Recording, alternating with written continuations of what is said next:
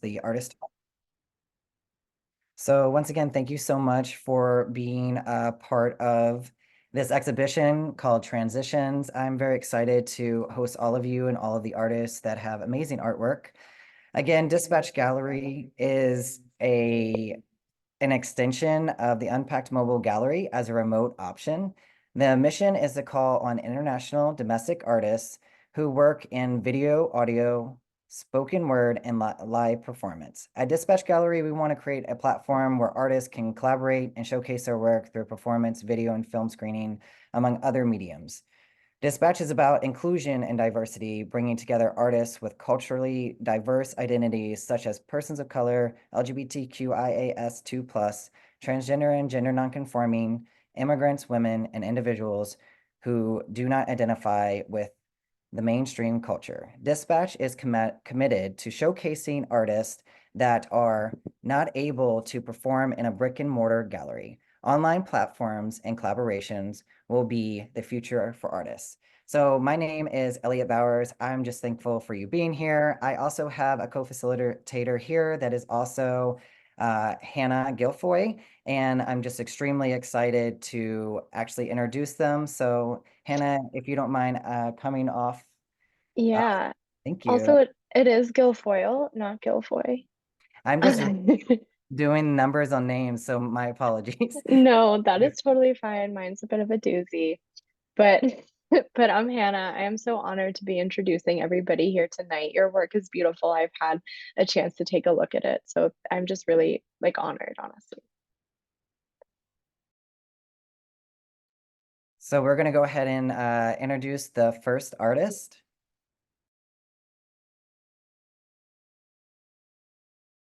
Thank you, Hannah, for introducing the first artist. Yes. So our first artist, I'm honored to introduce Lindsay Mercer. Lindsay Mercer is a tent maker. Using textile and printmaking techniques, they build safe, quiet homes. Fabric is gathered from friends, dumpsters, and scrap piles and lovingly made into walls and windowsills. Reclaimed glass and oil-soaked paper become windows that filter light and obscure the outside world. Lindsay builds homes of empathy, both fragile and resilient. Next slide, please. Under My Wings. Under My Wings consists of a tent and backpack. The tent is bright yellows and oranges. It is large and highly visible. The backpack is quiet, made from the lining of a curtain found in a forgotten cabin. The fabric is discolored by age and painted with the red clay that the old cabin was built on. Sheets of mica have been sewn into the fabric. They are translucent until light hits them. Then they transform from little windows into mirrors, reflecting the outside world back. This world is mobile and adaptable. After drifting around the US for the last 10 years, they have begun nesting in the mountains of western North Carolina. Their work has recently been exhibited at the Floyd Center for the Arts in Floyd, Virginia, and the Sarah Orne Jewett House Museum in South Berwick, Maine. They have exhibited in galleries, museums, and unsanctioned outdoors locations around the US, with public engagement being a core part of their practice. Dedicated to the art of oral histories and home building, Lindsay is in the continual process of learning what it means to be a country queer in the world today. And I now invite Lindsay to share their work.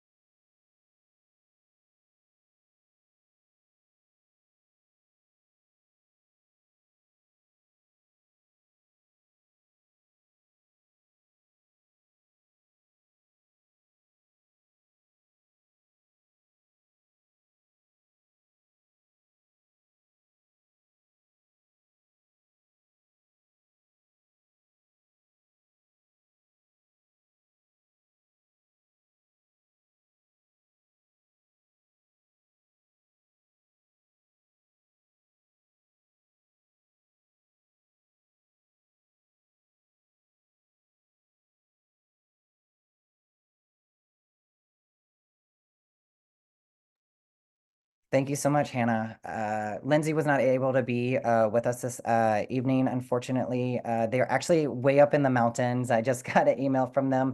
So their internet's quite spotty, but beautiful work. I also recommend checking out the Dispatch Gallery website, which we have a permanent archive with Dispatch Gallery, which all of you will actually be on. So you will have more than enough time to actually look at their work.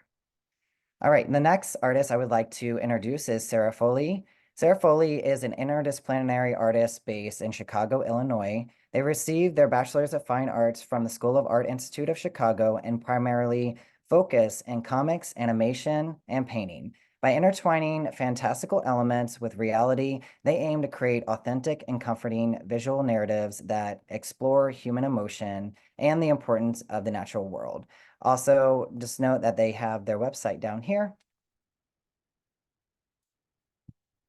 And the work that we're going to be exhibiting for them is named Unbound.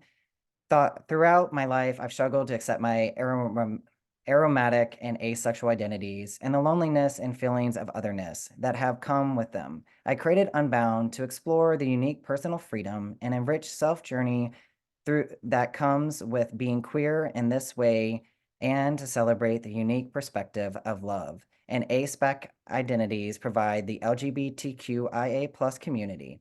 My goal with the piece is to make other A-spec individuals feel seen and understand that these identities are not the absence of love, but a broad and rich perception of it that is actively helping to redefine its meaning. Unbound, 18 inches by 24, acrylic on canvas. And this is their work. And unfortunately, they were also not able to be here with us, but I do recommend checking out their website and their Instagram. Thank you.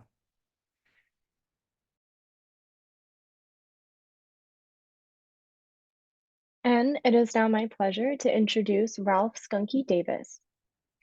Ralph Skunky Davis is a transdisciplinary transgender artist whose paintings and sculptures act as liberatory tools, complicating the perception of non-normative bodies in space through biomimicry, divination, prosthesis, and body modification.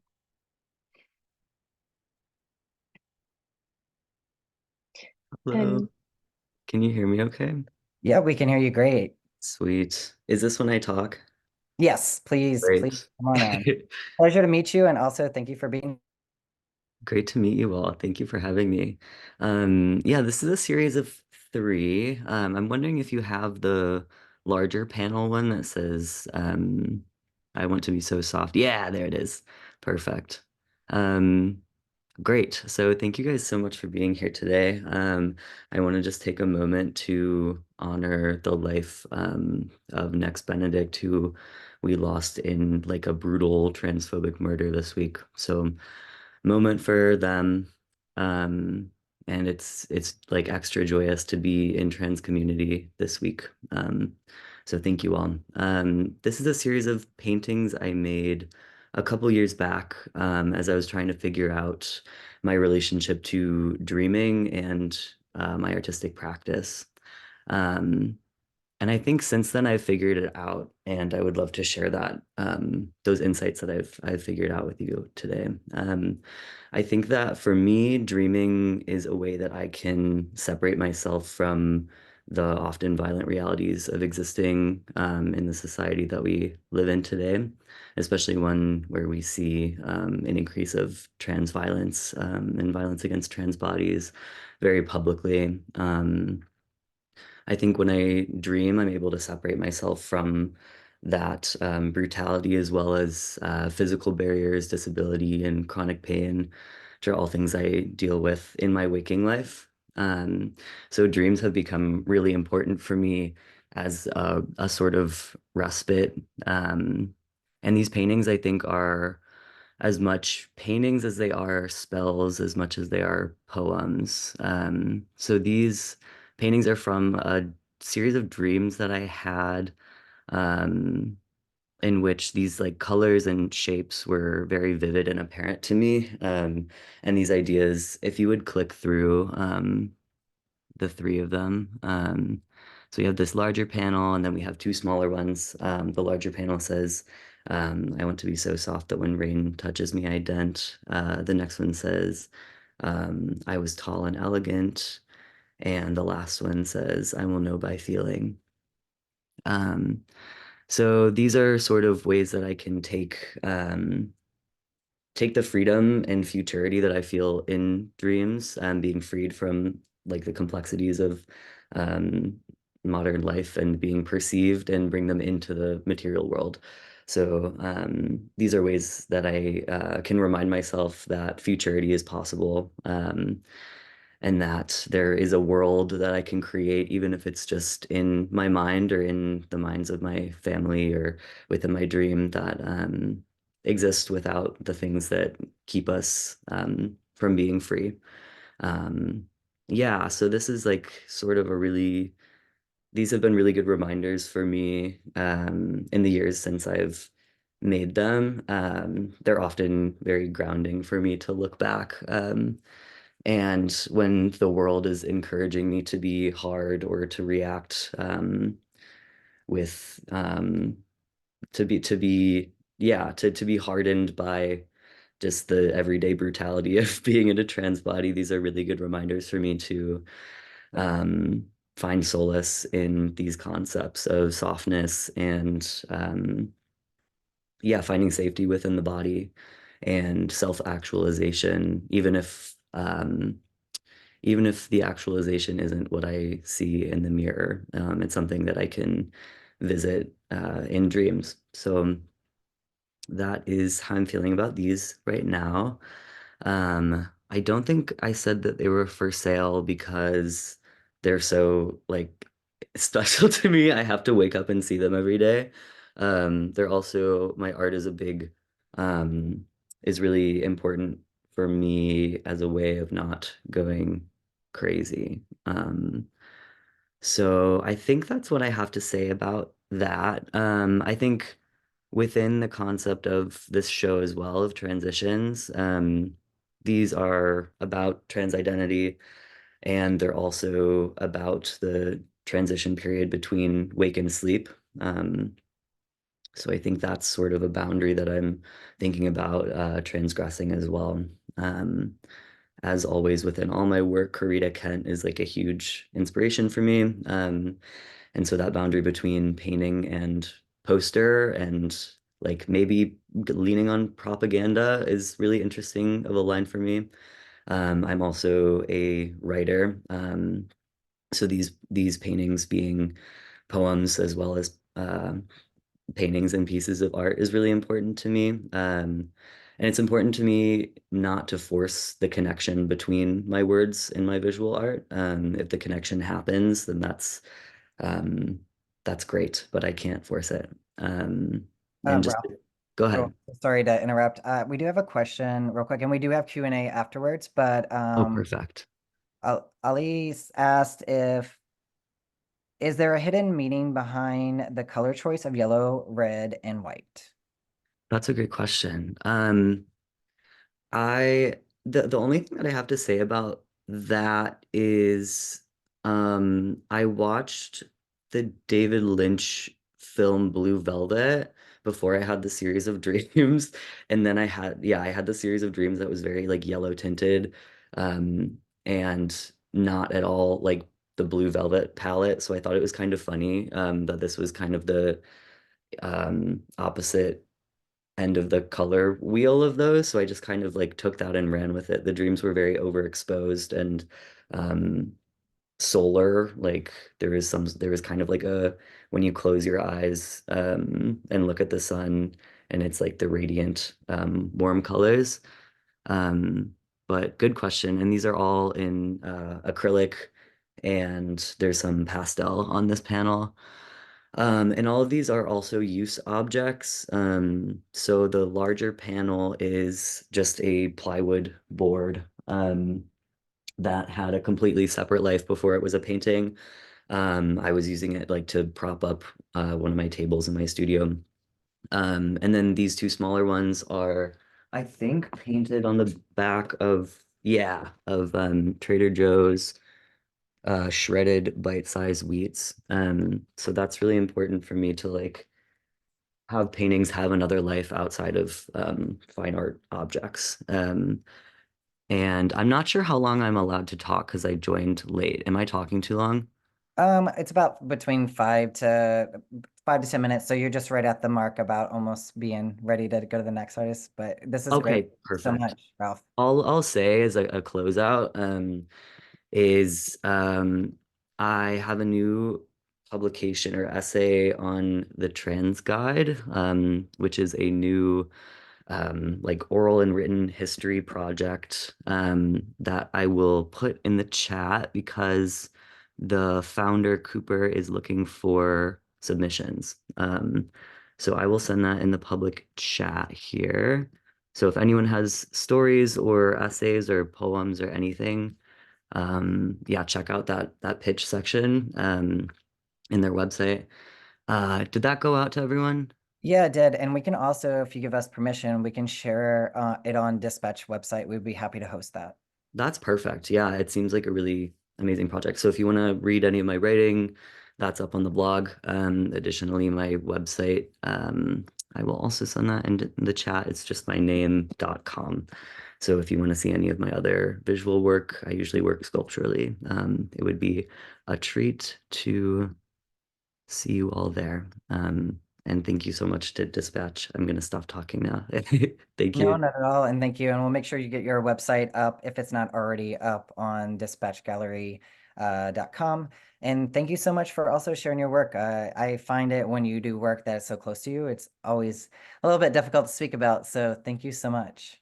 Thank you. Okay, the artist that we have next is J.E. Paith. John Paith is a Chicago-based artist whose work primarily explores the themes of transsexuality, relationships, religion, the physical body. Through print techniques like etching, lithography, and risograph, alongside digital work with comics and animation, he creates pieces that challenge societal norms in regards to queerness, position in faith and religion, and preconceived notions about gender presentation. Using a bold and dynamic style, Paith delves into the complex and often misunderstood world of gender identity and expression, highlighting the importance of acceptance and understanding in our relationships with others. Paith desires to recontextualize conversations about faith, gender, and place transness back into the narrative of creation, divinity, angelic forms, and John Paith's work seeks to memorialize the beauty and complexity of the transsexual experience. New Age Lovers as the work, transsexuality and queerness are incredibly broad sets of concepts that are shaped by the individual's relationship to them. My work utilize risograph, digital, and print techniques like etching and lithograph printing to bring to life scenes depicting this complicated and multifaceted experience. I use my relationship with religion and how it shaped my understanding of my physical body and gender expression to depict transness as the main facet in much of my work. As an artist, I believe there's power in recontextualization, and I seek to take the images and symbols from Christian faith and place of transness and trans love back into a narrative of creation, divinity, and angelic forms. Through that, I hope to memorialize the beauty and complexity of the trans experience. And John, please, I know that you're here and I'm so excited to have you. If you would like to say a few words about this work. Yes, I would love to talk about this piece a little bit. This piece specifically is a risograph print that I created from one of my digital pieces. To me, one of the key aspects of my work, as was mentioned multiple times, is sort of this intersection that I have being somebody who grew up in a very Christian household and, being trans, and sort of how do I reconcile with those two aspects of my identity that are seemingly at odds in the majority of society. Um, and I find a lot of comfort sort of in depicting sort of trans bodies, especially, and usually relationship based trans bodies and expression, because I feel like there's something very powerful in showing trans love, especially.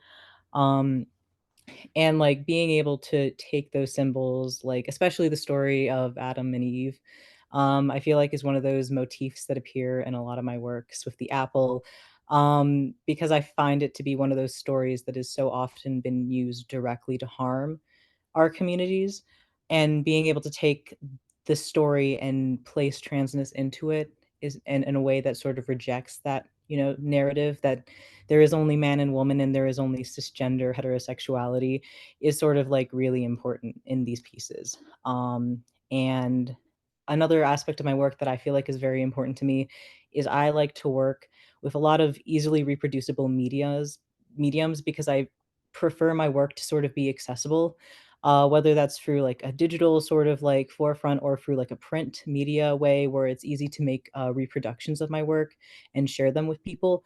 I just feel like it's very important for my pieces to sort of be able to be shared with others because I want to be able to share a lot of this, like this very personal but expressive sort of way that I depict form and body and stuff like that. So thank you. No, thank you so much. And it is a great work. And sorry if I misstated, it's a risograph, correct? So thank you for educating me because I am not a printmaker, I'm a sculptor. And also thank you so much for talking about the work and being here with us today. This is a really fun work to actually exhibit. So thanks. Thank you for having me.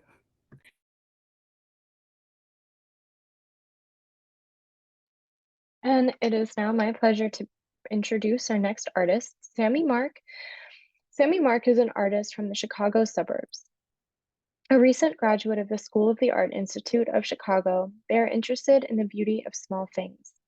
Their art practice is informed both by a background in painting and a love of quilting soft objects. Next slide, please. The work that they're exhibiting here is called Adult Baby Blanket. Adult Baby Blanket is a place to collect scraps from my original nearly 23-year-old baby blanket made for me when I was born. This was the first quilt I ever completed, and it has a very special place in my heart. Thinking about gendered colors, my own transness, and what a baby blanket made for my adult self as I currently understand myself now might look like. The striped fabrics are from the original bolt of fabric my grandma used while making the original blanket, and the scrap on the back is from the original blanket after a repair. This blanket reads as my own personal trans flag to me about how I experience non-binary identity as a boyish person and how I often feel like I'm working through my boyhood for the first time as an adult.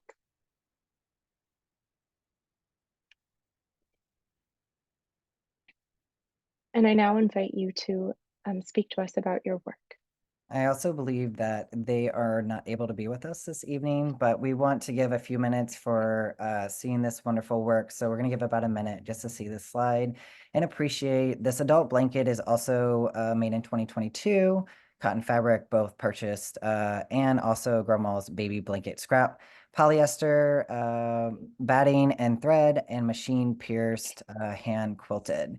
So it's like the front profile, and also there is a backside that also has a beautiful detail on the backside, which is a great way to actually think about how yeah, it's a very powerful work.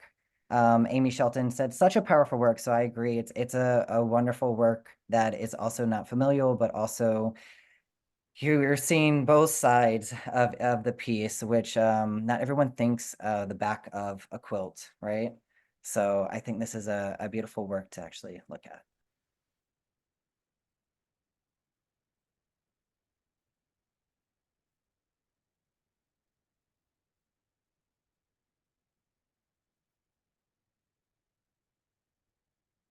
All right, it is my pleasure to introduce ASC.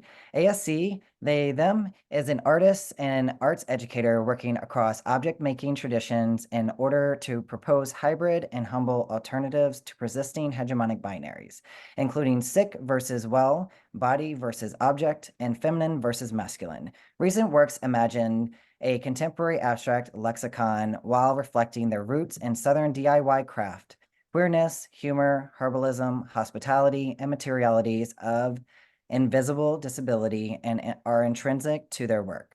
ASC was a 2023 artist in residence with the Birdcliff Guild in Woodstock, New York, a recent 3 Arts Illinois Relief Grant participant, and a 2017-18 Hatch Artist in Residency, with Chicago Artists Coalition. ASC represented Chicago in the South Bend Museum of Art's Biennial 31 in 2021. Recent solo exhibitions include Tender Pears and Almas in Richmond, Virginia, Soft Hardwares and Monaco Gallery in St. Louis, and the commission installation aerial parts for Buddy Chicago at the Chicago Cultural Center, with roots in Virginia, unceded lands, and the Powhatan Confederacy and the Appalachian Mountains. They hold a MFA from the University of Chicago and a BFA from Maryland Institute College of Art. Please also note that the Instagram is below and the website. And in the studio, ASC, I find humor and vulnerability by conflating perceived binary sick, well, natural, synthetic body and body object. Aesthetically, I am invested in the potential of an abstract handmade gesture to cultivate curiosity. And I study Appalachian folk medicine, contemporary clinical herbalism, and navigate systems of pathology as a neuroqueer human in the contemporary medical system in the US. New works feature sustainably grown herbs and non-toxic resin, handmade calcium alginate, bioplastic thread, intake forms paper clay, and local stoneware bodies. This ongoing project includes experimental glazes with chemical formulations that include minerals found in medicinal plants and geology, of the Appalachian Mountains and the pharmaceutical industry. Elements recalling various timelines mingle in one piece. Unfired ceramic, unlike rigid work from the kiln, is documented here to consider what it feels like to be in a state of both fragility and potential. For example, the precarity of thread made from edible bioplastic in a state of constantly shrinking and responding to humidity of its environment. Interacts with instant camera film and clay process by hand, proposes a state of transition and in between that refuses to be solely an interim. The attached works are intimately scaled meditations of how unconventional pairings of synthetic and natural materials may catalyze intentional cross-disciplinary community. Thank you so much, ASC. I invite you to please speak about your work, and thank you so much for being here.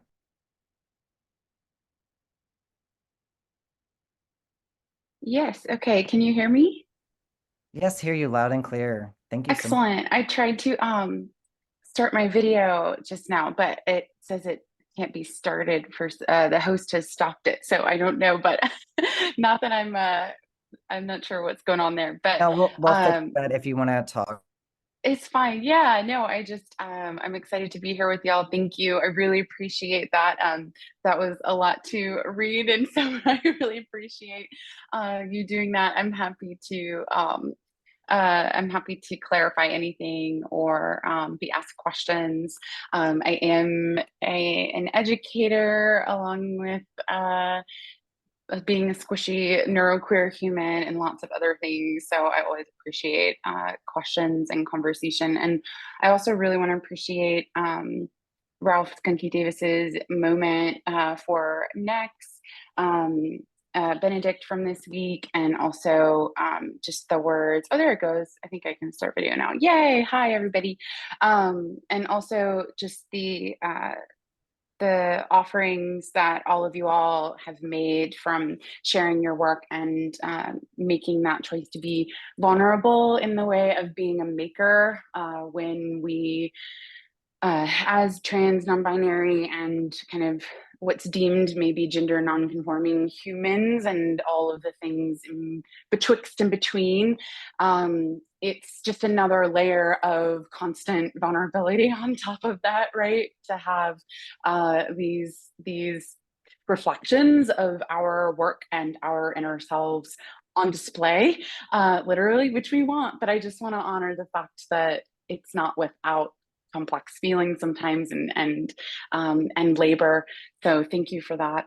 I want to just also take this time to give a shout out to Dispatch and all of you all, and as well as any of the artist collectives that I've worked with. I must say that maybe it's telling that in my stream of constant responses from things I apply to, it's interesting that I find that my work tends to resonate or receive positive feedback from artist-run spaces, whether, you know, I use spaces in a very broad sense, as opposed to many maybe more rigid institutions. So I also just really appreciate that, and want to say that this work was made with this idea in mind that you were reading about, around these states of being in between. I don't think you have to have as many expensive degrees as I happen to have to understand the concept of how being in a state of in between can reflect experiences of those of us in this show. While each of our experiences is unique, are unique, and each of the works I create are unique, they're all part of a family of forms. So the earlier one, earlier two, and this one here, Appalachian Anecdote, which I actually have here. It's quite a small little friend. So I just wanted to show it up for those, hold it up for those of y'all who are here. These came out of a desire for myself to kind of question the own sculpture biases that I had learned, and maybe an unlearning of the idea that something needed to be gigantic in order to feel like it really carried weight. And so these have been kind of a returning to my roots of making, which were it kind of coalesced as things like learning embroidery from my matrilineal relatives, and things that were small scale and by hand. Trans ecology stretch here. All of these three pieces that are on display here are from 2023, and arise out of a time when it's still kind of happening, but when pathology has been something that I've really been interested in.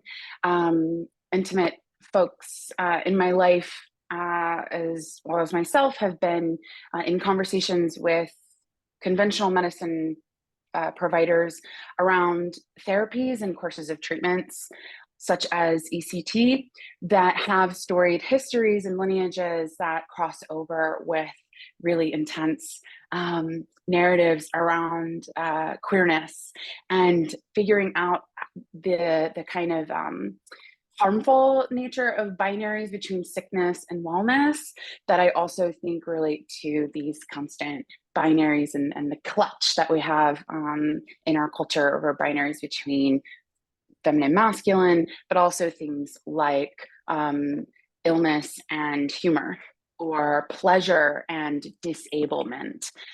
So I really thank you for those words in the chat. That one's biased because that's my partner who just came in giving a shout out.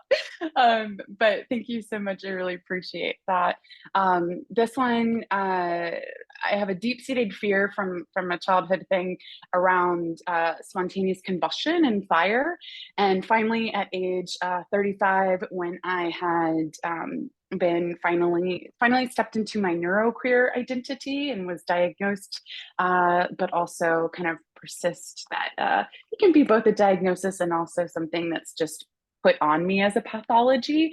I tried to harness my fear and learn some working glass. So the function of this chain that is not a perfect chain, very intentionally, but this really delicate precarity of this wall-mounted piece in stoneware.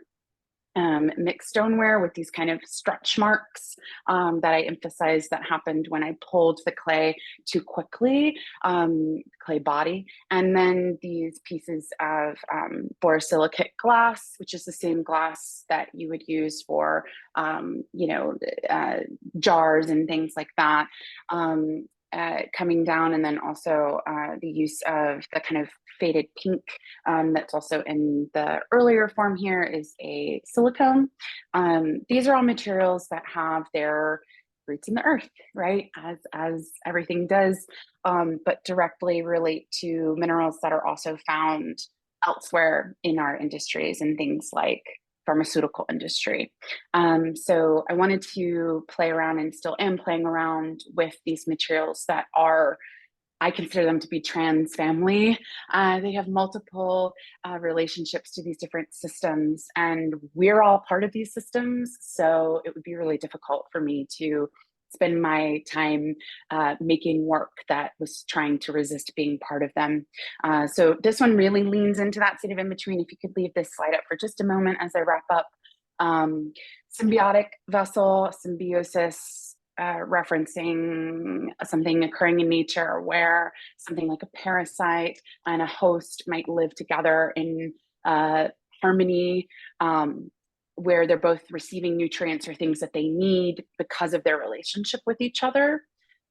I find that quite beautiful. And this one, Between My Thumb and Their Phallus, from 2023, I did eventually fire a portion of it just to see what happened. But it was made with this intention of creating something with local natural materials incorporated, including lichen, which you can peer in the sort of open mouth at the left of this form, and this bio resin and thread. So the thread, which I'll also hold up really quickly because I like to not gatekeep things. If anyone's interested, please hit me up for a recipe. Yeah, so this little thread is just extruded with a calcium and algae base, with really affordable kitchenware, because I also, that's something I have to be really mindful of, just materials that could be quite accessible. And so it does respond to the environment and change and morph depending on where it is as well. And then spit, of course, does too. That one's maybe a little bit needs a little less explanation. But that's a little bit about each of these pieces. And I did want to also shout out some fellow makers that folks may or may not have heard of or been inspired by as well. Strategies of Emergence, the Emergent Strategy Institute, and Adrienne Marie Brown have really been providing words of comfort and resilience for me in these increasingly bone-crushing times. Jose Esteban Munoz, I heard someone mention futurity earlier, really feel that in my heart as well. And the artist, maker, composer, and kindred human, Jerome Ellis, who I will put these names in the chat as well, who created the work of Aster of Ceremonies. I really want to offer those folks as inspirational points, as well as Harry Dodge, who was quoted by their partner Maggie Nelson in their work, The Argonauts, as saying, in response to inquisitive minds wondering about their gender identity and their transness, they would often say, "I'm not on my way anywhere." And I really appreciate this idea that trans identity can look like something you might expect, or something you might not, as well as so many other identities.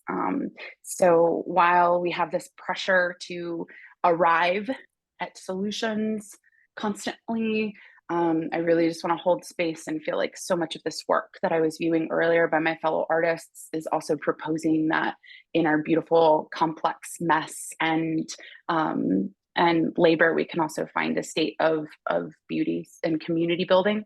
So that's all of kind of what I've been thinking about. And I just really want to say thank you again to you all, the organizers, fellow artists, and folks for making this space. So thank you very much. And I welcome questions at any point, but I will also list the key things I mentioned in the chat as well, in case you all want to reference later. Thank you. No, thank you so much, ASC. I really appreciate you being here, and your work is so powerful, and I look forward to also asking questions, and also thank you so much for the resources and just sharing your work. So I'll turn it over to Hannah for the next artist. It is my pleasure to introduce now Rain Jackson. Rain Jackson is a queer Southern interdisciplinary artist and political organizer based in Chattanooga, Tennessee. Their work has been shown in various galleries and publications, including Amos Amo Gallery in Brooklyn, Gallery Sabine in Chicago, Illinois, the Contemporary Crest Gallery in Chattanooga, the Apothecary Gallery in Chattanooga, the Activist Magazine, Chattanooga Zine Fest, Dalton Gallery in Atlanta, Dry Ice Gallery in Chattanooga, and Stoveworks in Chattanooga. Rain Jackson's art practice is a response to the oppressive, anti-queer, capitalist society they live in. Their art practice includes, but is not limited to, photography, collage, performance, and digital 3D art. Rain's artistic research examines the connection between queerness, Gothicism, and technology, including the insidious traumas of living in a world dominated by cisgender, heterosexual, colonialist ideas and their own refusal to assimilate. Rain connects digital and technology imagery to the transgender experience. They define technology broadly and consider taking man-made hormones a form of cyborgism. Their work is heavily informed by personal experiences regarding these issues. Rain feels that sharing personal history can help create solidarity with other queer people who similarly struggle while simultaneously making those who are cisgender and/or heterosexual better understand queer insidious trauma through discomfort. In Rain's recent work, the cis-heterosexual gaze on queer people is turned back onto cis-heterosexual culture, an invention of the queer gaze. Themes including nudity, kink, psychedelia, and sacrilege are utilized in order to disturb some audience members while providing comfort to others deemed sexual deviants. Next, the piece that Rain is presenting is entitled Heathen Ritual. This video by Rain Forrest explores their relationship with religion. Growing up queer in a Southern Baptist church, they realized a dissonance between the teachings of Christianity and how they were treated based on their gender and sexuality. Rain began to research other religions and spiritualities, particularly those involving witchcraft. While experimenting with spellcasting, rituals, and their connection to the earth, they found acceptance in what was taught to them as sin. In this video, they asked Be Heard to unbaptize them as a ritualized way of embracing themselves shamelessly. The second part of the video, Becoming Heathen, is a ritual which demonstrates queer community, love among friends, and rejection. Oh, I'm sorry. Could we please share the screen In again? just one moment, we want to share Rain's actual video so that way we can actually watch it with each other, and then we will turn it over to Rain to speak about it. So one moment, please. And thank you, Hannah.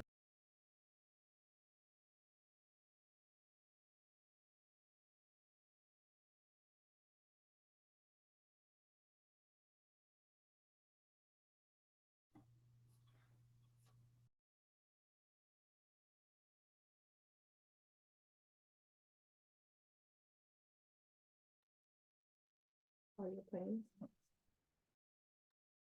Please let us.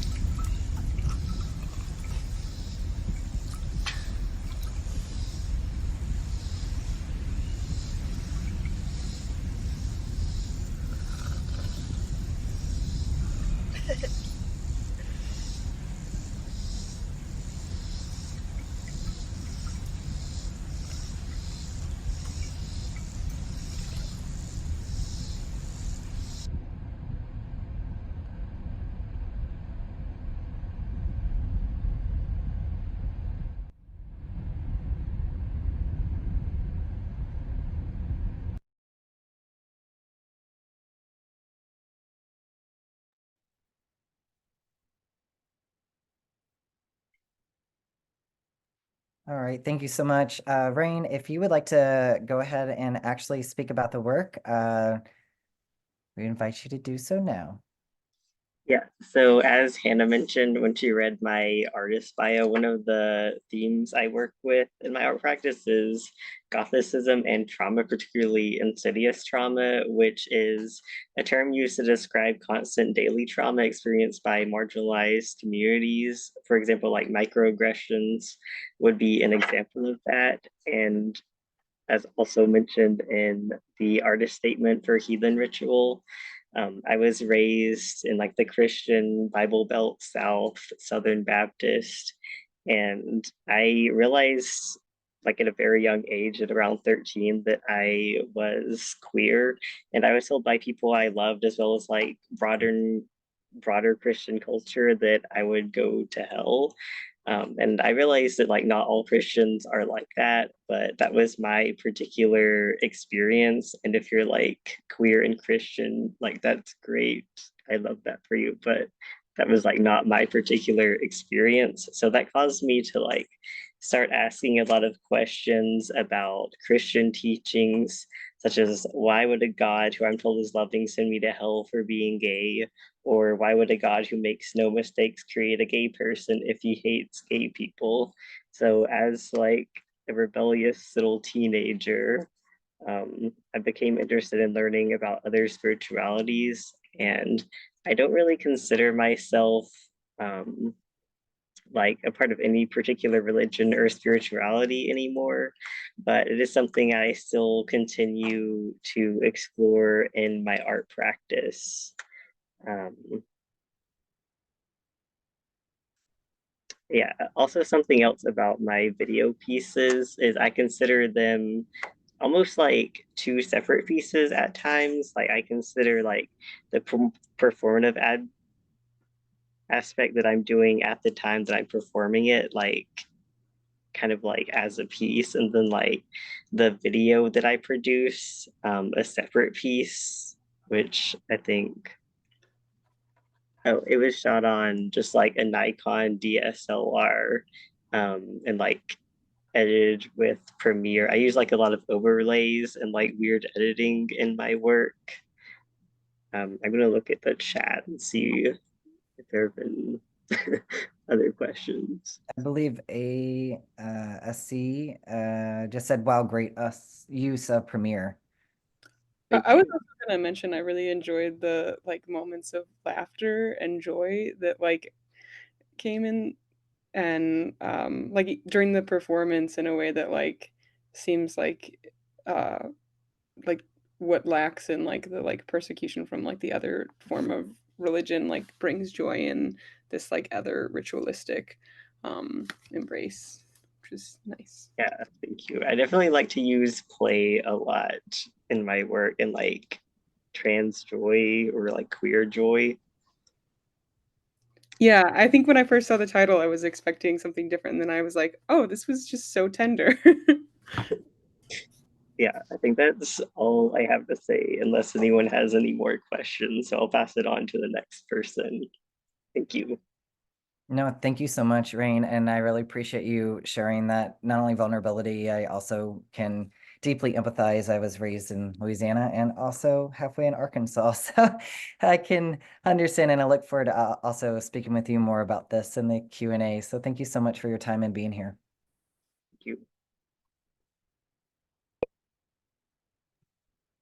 All right, so the next artist that we have is Ali El-Shar.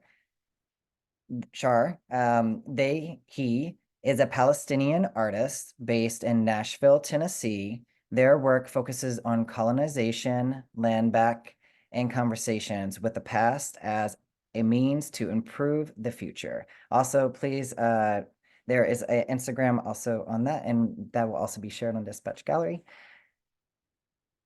The work that we're actually exhibiting today is called Pink Washing. Pink Washing is a work about my experience as a trans Palestinian and receiving hate messages only entirely from Zionist about my queerness. Every message ended with "You would die in the West Bank." I wanted to work with the idea of countries like the US and Israel framing themselves as beacons for gay rights to cover up their colonialism and war crimes while also vilifying BIPOC. And I wanted to invite Ali to speak about the work. And thank you so much for excuse my tripping up of the reading. Are you with us? Yeah, I'm with you. Thank you for presenting my work. This is called Pink Washing. I made it like 2 years ago now, I believe. And it was 2 years ago. There was a huge massacre that happened in Palestine, and I was in this weird place between wanting to make work about being trans, but also wanting to make work about being Palestinian. And I was speaking with other queer Palestinians pretty openly in Palestine and outside of Palestine. And so there had been a lot of great conversations, but inevitably Zionists always like seek out queer Palestinians to just kind of harass and berate us for our identity and make very broad assumptions, and also like inaccurately portray what it is to be a queer Palestinian. A lot of Palestinians I know globally have never had any issue with my trans identity and have actually helped in the assisting for transitioning. And so it's a very ugly narrative. And part of the work is also based around like, before I'm trans, I am Palestinian. And I wanted to really encapsulate my love for my culture. And that just because someone is berating me and telling me that I have to hate other Palestinians because of how they perceive transphobia or homophobia in our culture, that I wouldn't be bullied into hating my own people. And so that was the framework for this work. And now we are 2 years later, and we are seeing a genocide happen to my people. And so we are still kind of at the same point where this work was made in response of the transphobia during the massacres, and moving into the genocide. And I am living in Tennessee where anti-trans bills are being passed left and right, and I thought it was I don't just think it is very hypocritical and ironic for white Americans and Zionists to criticize other cultures and how they perceive our queerness, while simultaneously committing acts against their own communities.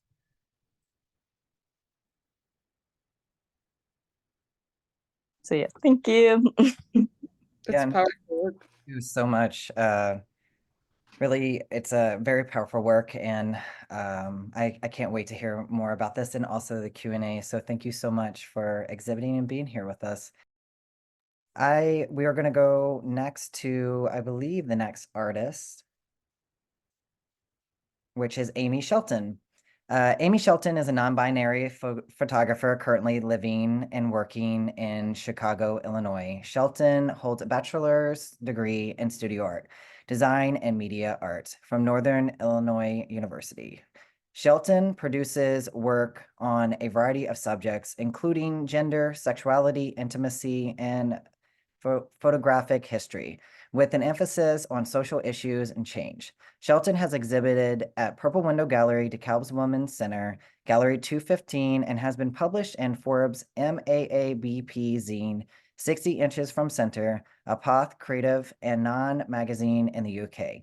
Their current work explores the symbolism of resilience using foliage imagery in unexpected urban landscapes. Amy often employs a documentary style approach to tell stories about larger social issues. Shelton is a member of the Purple Window Gallery Co-op Board, where they serve on the curatorial committee, as well as a board member of Dispatch Gallery. Amy works as a freelance documentarian artist, photographer for Rubberneck Gallery, Purple Window Gallery, and Cleaner Gallery. In addition to numerous artists throughout the Chicagoland area, Shelton currently holds a position as a commercial pop photographer at Intersection Out of Home Advertising. The work that they will be exhibiting is named Gender Fluid. For this project, I explore the validity of gender fluidity through portraiture, touching on the various expressions of gender roles in society, painting with developer during the photographic development process. I emphasize the inability of control in containing a liquid as a metaphor for one's gender identity.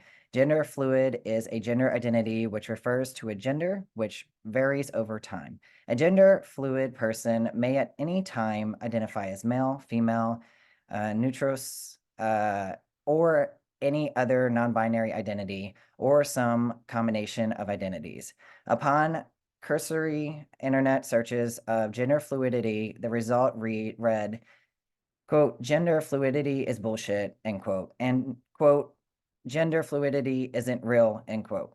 As someone who identifies as a gender fluid, gender queer, there is a confusing line of where society stops validating gender identities altogether. The gender identity of any person shouldn't need to be validated, but for people to deny its existence is absurd. Through this work, I want viewers to consider reaching into the gray area and beyond the male/female binary. Poem Non-Binary 101, work Gender Fluid Rhythm number 3, darkroom print. And Amy, I invite you to please tell us more about this work, and thank you so much for being here this evening. Yeah, thank you for having me. Love Dispatch, and you guys are great, and also just so honored to share this space with all you amazing, like, other gender nonconforming individuals. And it's I want to say thank you again to Skunky for sharing about Nyx, and I think it's great to hold space for all these artists who are making great things that talk about gender, whatever their work is about. This work was made in the darkroom using painting with developer. I'm not sure everyone's familiar with darkroom photography, but I was making these I was feeling a little stuck when I was making during this point of my career, and decided to make some self-portraits that were kind of weird. I just went in the studio with all these objects that I felt like represented both parts of my masculinity and femininity, and the parts in between that are just my body. And I was trying on boxers and then trying on tights on top of them, and thinking about how that felt weird. And trying on combat boots, which also made me feel like gender euphoria in a way. And then painting with this developer that, for anyone who's familiar with darkroom photography, the developer, when it's poured on in a tank or in I'm thinking of the word right now, a tray for developing the photograph, where I poured the liquid, I couldn't necessarily control. And where it went, it was kind of out of my control. So the parts of the photograph that are shown are where the liquid was and was able to develop, and the parts where it's not, that's where the liquid didn't necessarily go. So I kind of allowed it to have its own space and flow and move how it would like. It's paired with this poem that's on the left. I'm gonna get really close to my screen so I can read it. I want you to, non-binary 101. I want you to flip this paper back and forth. I want you to see the front side and the back side. But I also want you to look at the sides, look at the edges, try to understand the dimensions of the page. Imagine trying to fit words on the edges of the paper without touching the front or the back. I want you to fold this page. I want you to make a sculpture. I want you to understand that gender is not only two-sided.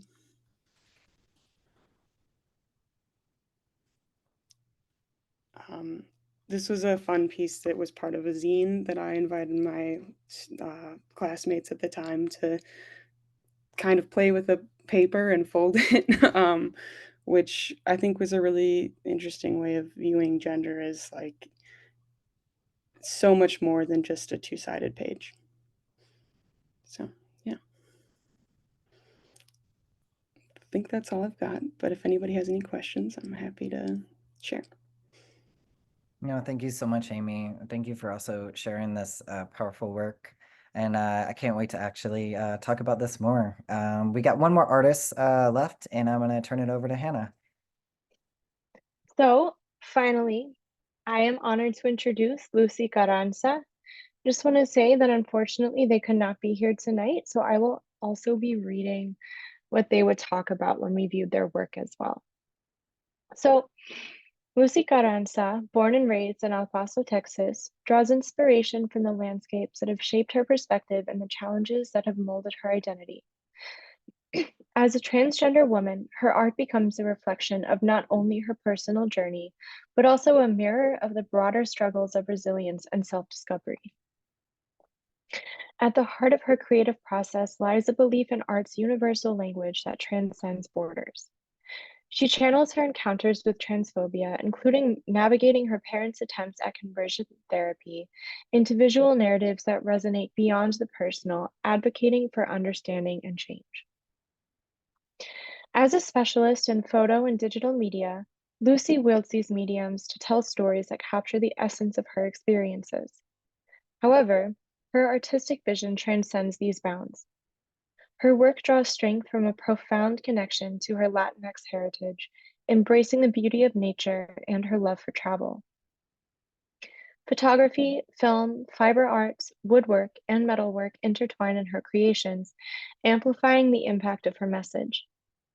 This fusion allows her work to evoke emotions and invite contemplation, transcending mere words. And this is her piece, Altar para la Tierra. Altar para la Tierra is an immersive installation that centers around an ofrenda-inspired altar. It transcends traditional art boundaries, blending infrared photography, found objects, and handcrafted elements. Visitors can interact with this transformative space, exploring the profound impacts of climate change and histories of injustice through materials sourced from various locations. It bridges art and activism, inviting viewers on a visceral journey of environmental contemplation. The altar, surrounded by repurposed materials, serves as a symbol of our interconnectedness with the earth. This installation challenges us to take responsibility for our planet's future. My artistic process involves gathering materials from various locations throughout the Houston area, including Baytown, Freepoint, Pearland, Sugarland, West Columbia, and Alvin. By incorporating these materials, I aim to establish a tangible sense of place and context within my artwork. Each location possesses distinct characteristics reflected in the materials I collect, whether it's the industrial remnants from Baytown, the sandy beach elements from Freeport, or the animal bones from rural Alvin.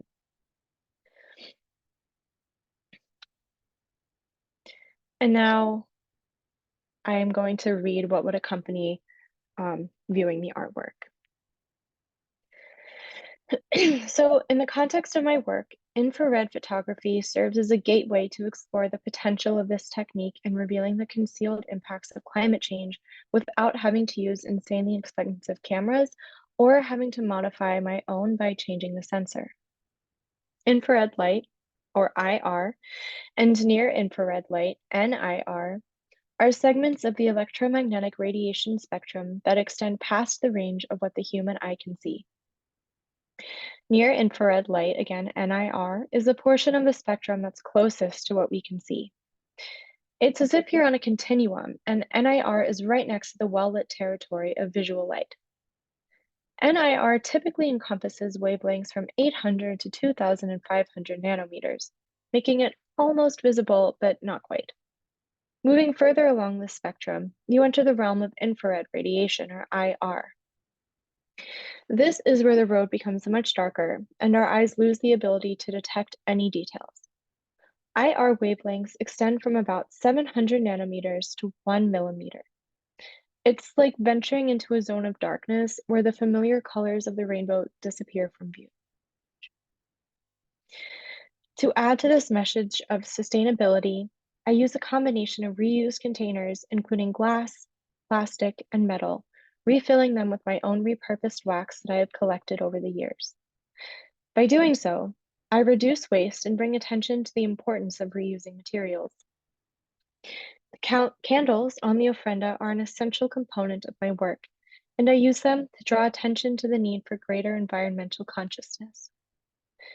To further this message, I print on the glass containers to mimic the look of prayer candles, but with a focus on the more archival process of what the Houston area has experienced in regard to pollution and climate change. My woodworking practices are an integral part of my artistic journey, weaving a narrative of transformation and renewal. The process involves crafting a 6x4 table as a cornerstone for my altar, mending secondhand picture frames, repurposing discarded boxes, and handcrafting unique carvings and containers from scrap or reclaimed wood. This art form encapsulates the essence of resilience, taking materials often discarded and breathing new life into them. The substantial 6x4 table, constructed with a carefully selected lumber, stands as a sturdy foundation for my altar, a symbol of support and connection with the earth. Repairing secondhand picture frames not only gives new life to forgotten memories, but also mirrors the idea of restoration and healing. Crafting containers from scrap wood offers a second chance to materials that might otherwise have been discarded, mirroring the concept of renewal and the potential for transformation. And finally, the artist would like to say, thank you so much for this opportunity, but unfortunately, I won't be able to attend the talk because I am working between those hours. I tried to get off, but was unable to.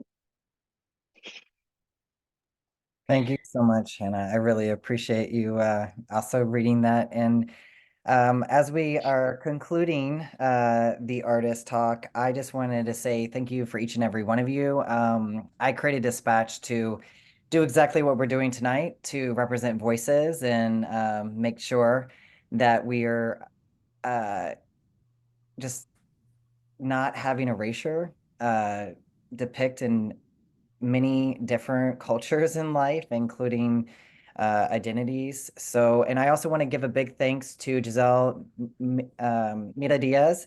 They have been in the background the entire time. So thank you so much. You've done amazing work and also put together a lot of technical issues that sometimes you have happen with Zoom. But back to the artist, I just want to thank you personally for being here.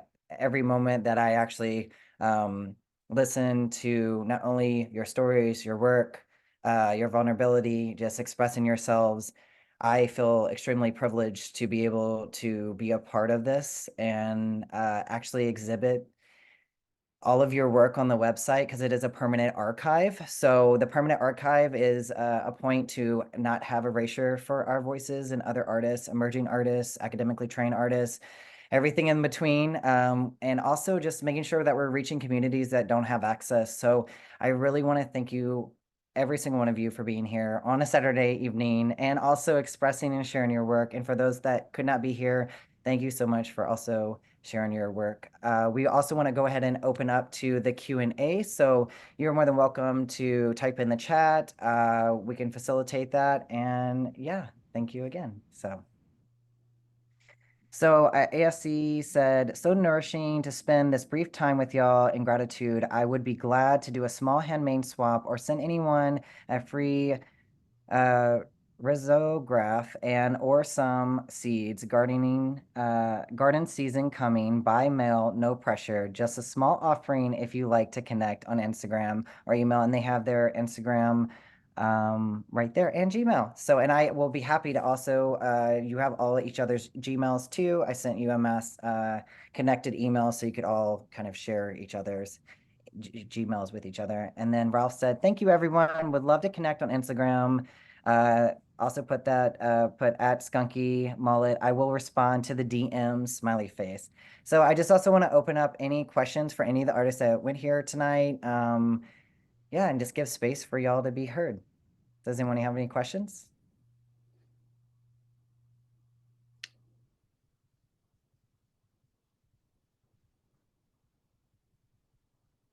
Hannah had a question.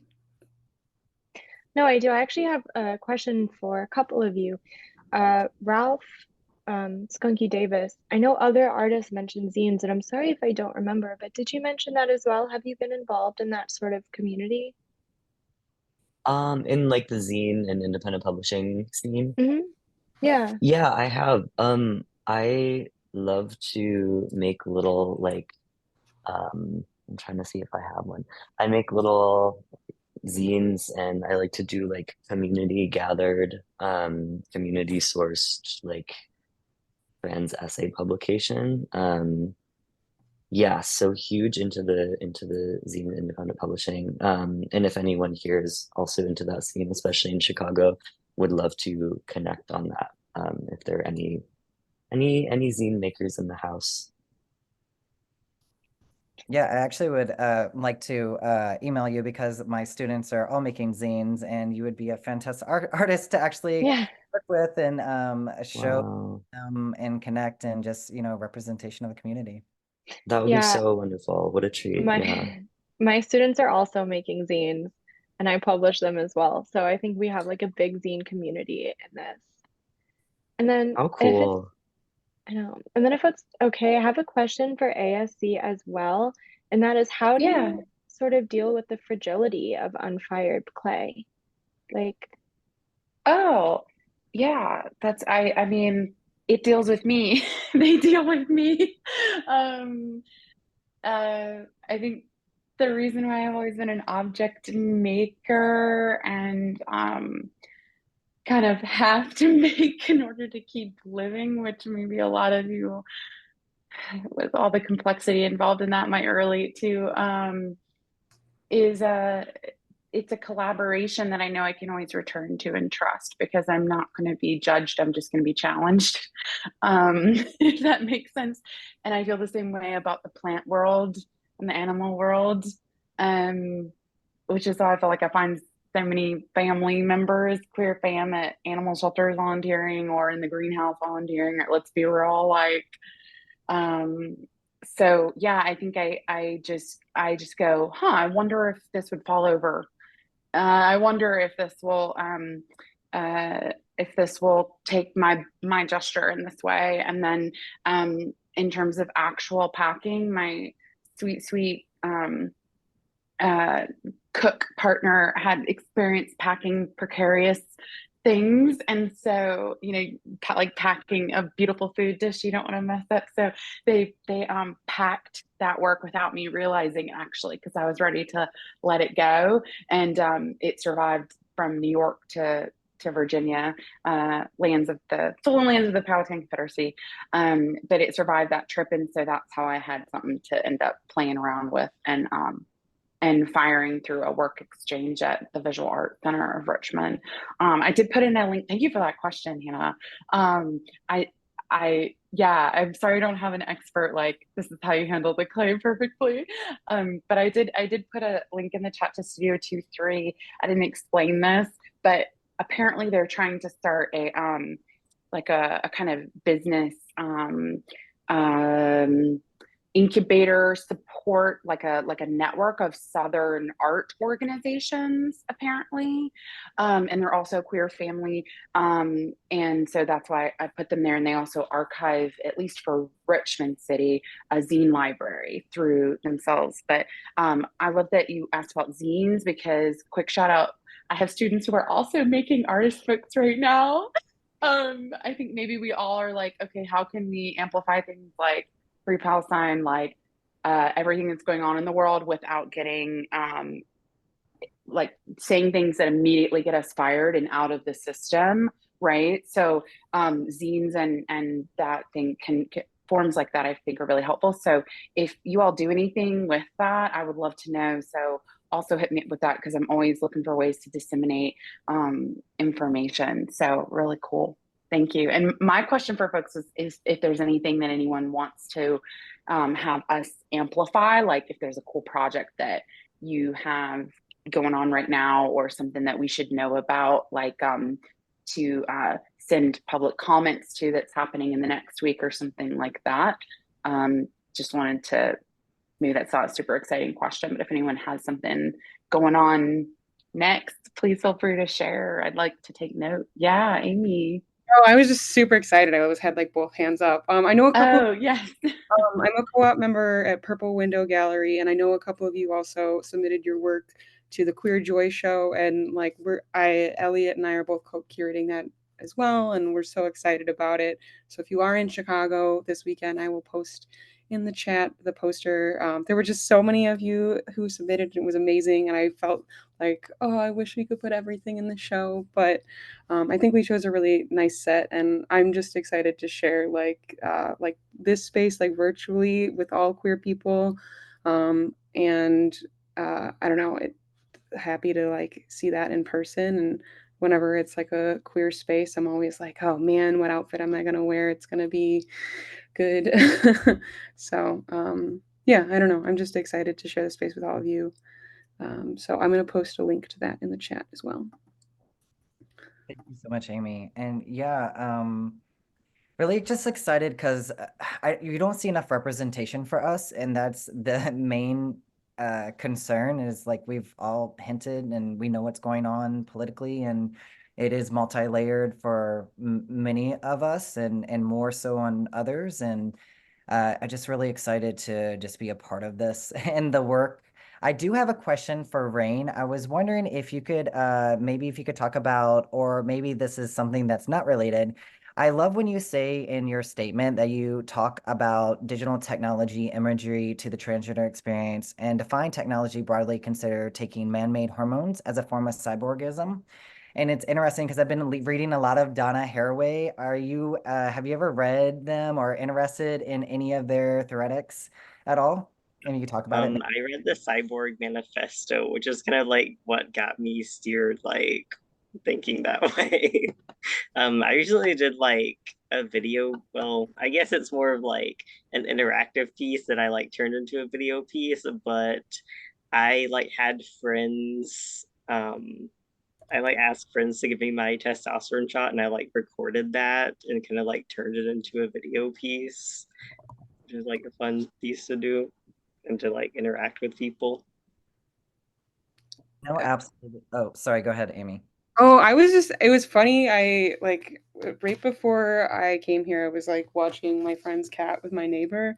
And I have an insulin pump, and like there's always like a joke like, oh, you're like a cyborg, like because I have an external organ that I like just have running like this. And I remember like having like a roommate who was like afraid to give himself his like testosterone shot, and I'm like, dude, I got you on needles. Like I'm very well experienced in this since I was 11, and I don't know. It's like I feel like being a cyborg. I don't know if it was like intended as like a good way or a bad way when it was like stated in the statement, but I felt empowered by it. I was like, hell yeah, cyborgs. But yeah, I definitely view it as like a good thing.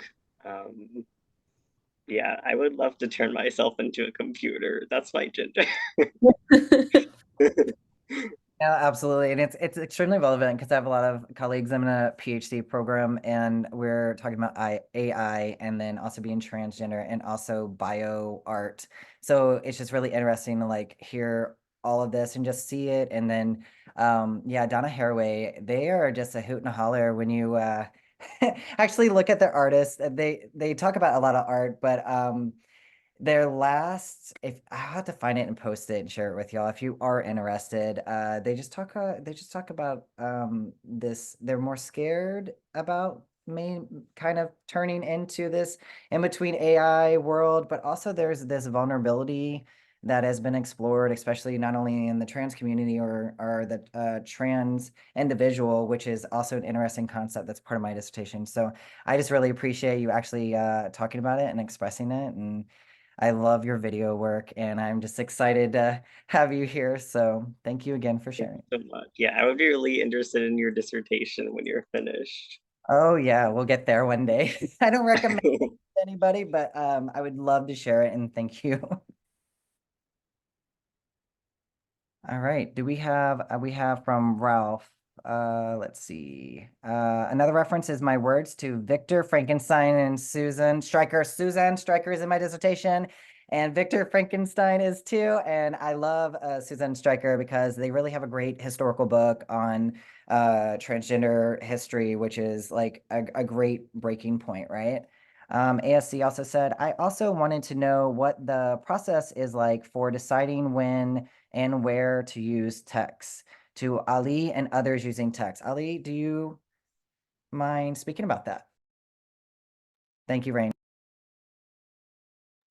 Yeah, when I use text in work, in this particular work, I had been collecting trans tape for a while after I had pulled it off my body, so I had kind of had this intention I was gonna use it, but over time that kind of got gross, like really gross, and so I tried to pick the right amount of the nicest looking pieces of trans tape. And so eight um it was 8 pieces, and so I knew whatever I said it had to be enough to fit on 8 pieces of trans tape.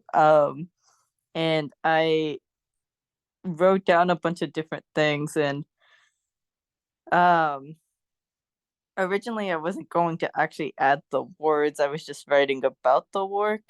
But at the end of it, I decided to there's like a very subtle white backdrop in some of them where I had painted my body and pressed against it on different parts of my body so it would all be connected and very attached to me. But ultimately when I looked back at it and after I had drawn uh Palestine onto it those 8 times, and each time the map looked different, I was like, well, I still have something else to say. I'm not done cooking.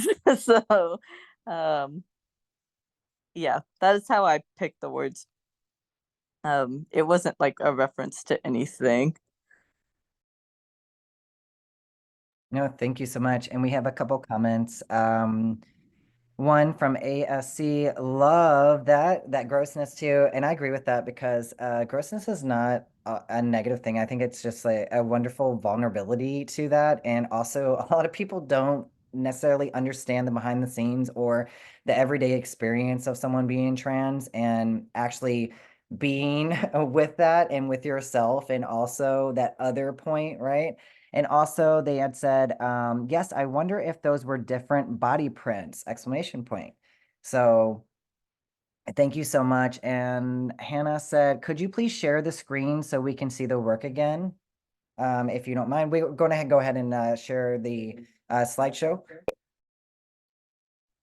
And then I believe, let's see, I'm trying to make sure I catch up. Amy said, Ali, do you know of any organizations that help aid Palestinians or queer Palestinians that we could support? Just if you have any recommendations, anytime is fine. Oh, and I think they ended up putting Protect Trans Health, Itch, io queers wake up zine, which is wonderful. Thank you so much for sharing that. And then they also said, we made this zine to give out to queers. I love that. And thank you also for sharing that resource. That's wonderful. So we have it actually pulled up right now. So it's Queers Wake Up Free Palestine. So thank you so much. And we'll also put this up on the Dispatch website for access to everyone, including the public.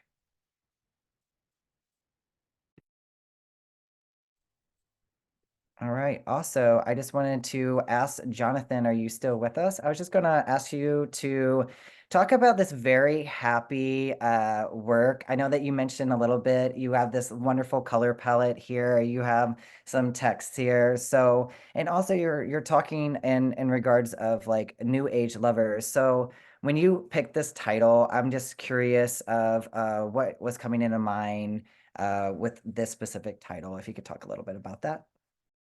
Yeah, no, of course. With this specific title, I was sort of, while I was creating the piece, I kind of wanted to make like a combination of sort of sci-fi, Christian themes, like, and sort of this conception of like there being a new age of like love and acceptance and tension and issues that come with it. While trans people have been here for a very long time and trans love has been here for an incredibly long time, sort of like my personal experience with it is very new, and public perception of it is so new.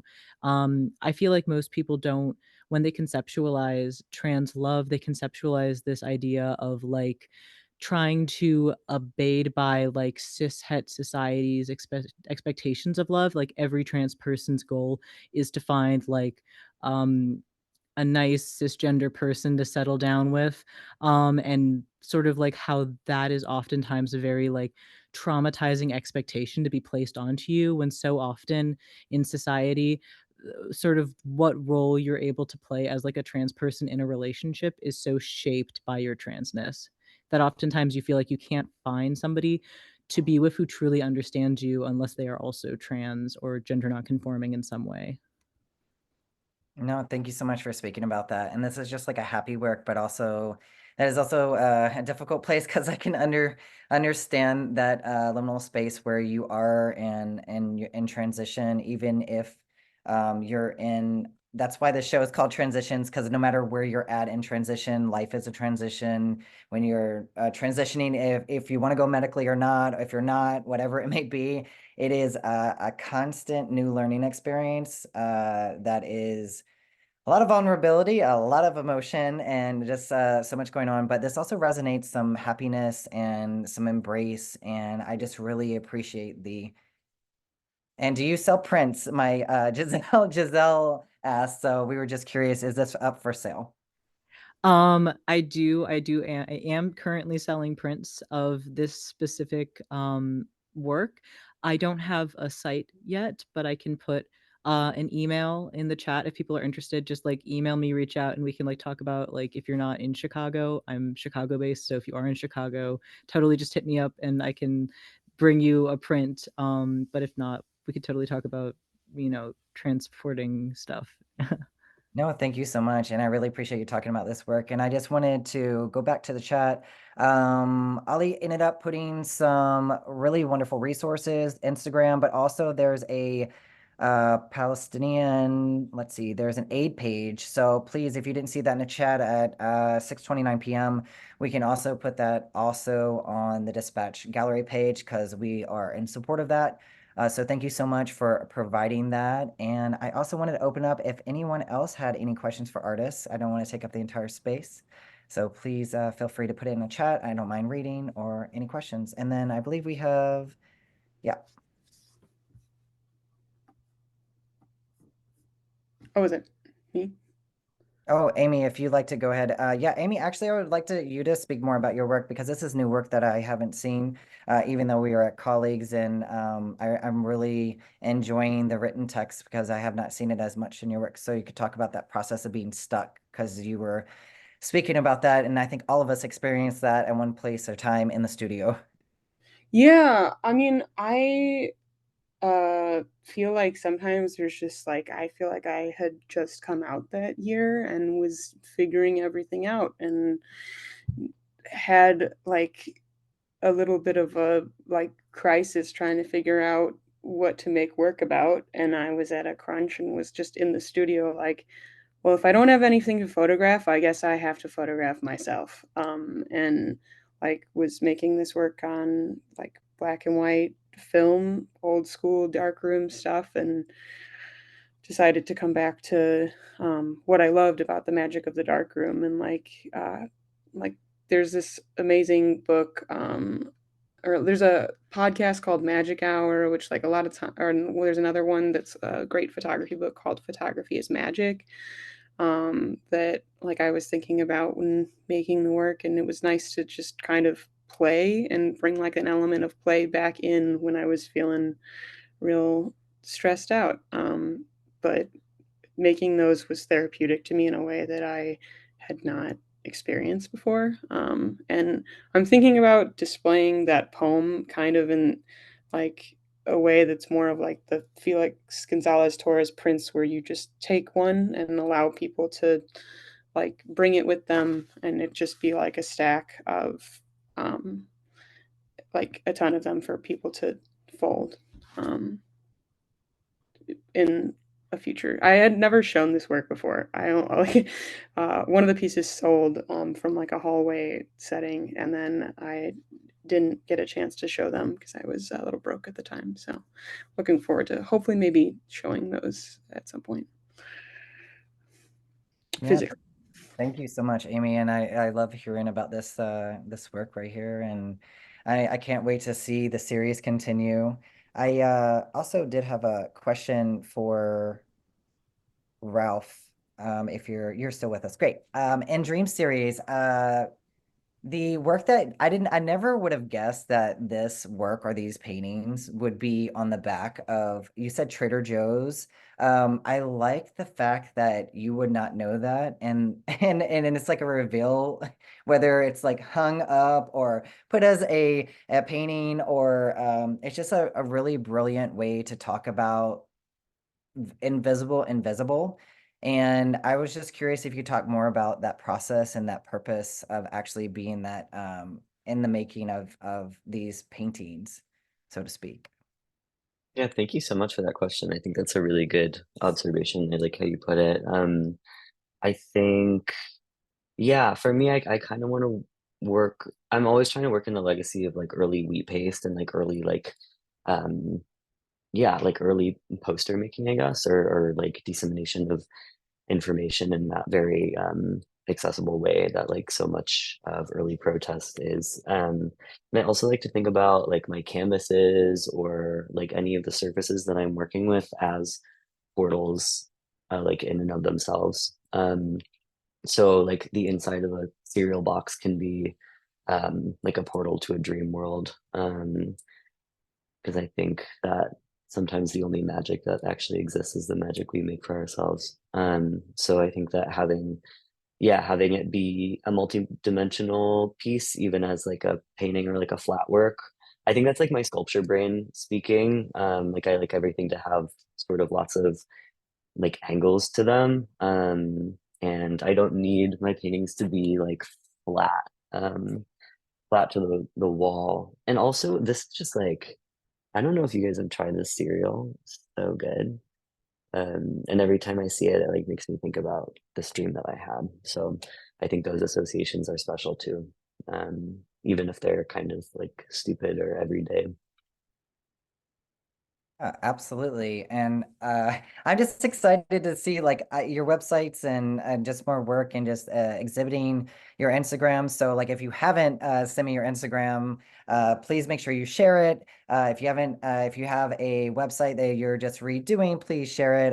That way we can exhibit it on dispatchgallery.com. And I am just really excited to just be in the same room virtually with all of you. Too bad we can't be in person, but that defeats the purpose of Dispatch Gallery, I guess, so to speak. And thank you so much for being attentive. I just want to just reach out to anyone that may have a lasting question. We're coming up on the end of the Artist Talk. And please, if you haven't also visited dispatch-gallery.com, please do so. All of the work is up there. It will be up there for permanently. So if you ever want it taken down, you just got to email us and we'll totally take it down. But we definitely want to represent your voices. And I just want to check the chat really quick. Make sure. Amy Anna left. ASC would love to connect as well over Instagram. My recent work was about symbolic relationships in nature. And then let's see. Hannah. Symbiotic, but no worries. That was just for Okay. And then Payne says, thank you for all the portals and magic you bring to this world, Ralph. So thank you so much. And I agree with that totally. And then there's a rainbow, a bunch of watermelons. Thank y'all so much. Celebration. And then Rain said, this is my Silly Fun Art website. So please, and we can also, this is all recorded, so we can share all of the website